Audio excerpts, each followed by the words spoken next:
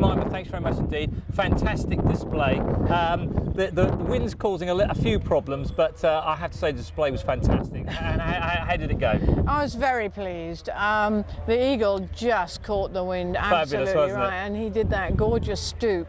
He's very good. I fly him every day at home, so he's been flying in the wind for the last couple of weeks. Yes. The Harris hawk was a little bit more blown than I thought it was going to be, but he made it back into the arena. Yes, so they all did very well. They really they did. did. The crowd were very appreciative. They were, weren't they? Now, come on, explain about your good self. Well, I was born and brought up with birds of prey. My father was a falconer, my great uncle was a falconer.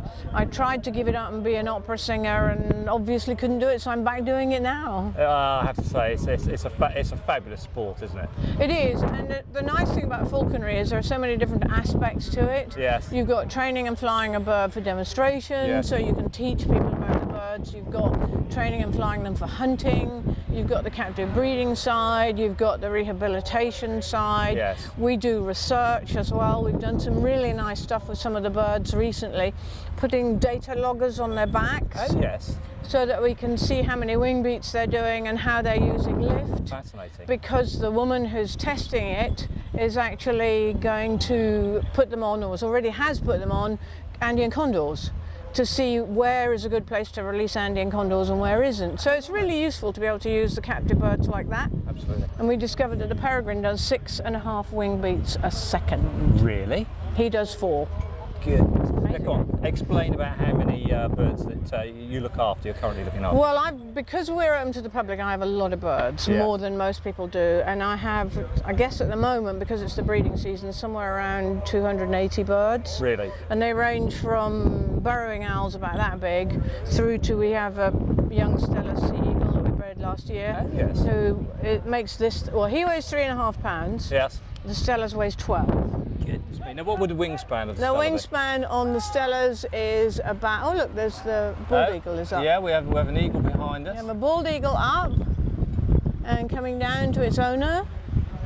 See how nice the flying is when she gets in the wind? Absolutely superb, isn't it? But unfortunately she got blown away in the arenas that way. And I think she's coming in to Kevin now. Yep, he's calling her in. Yes, he's good. But you can see she's struggling.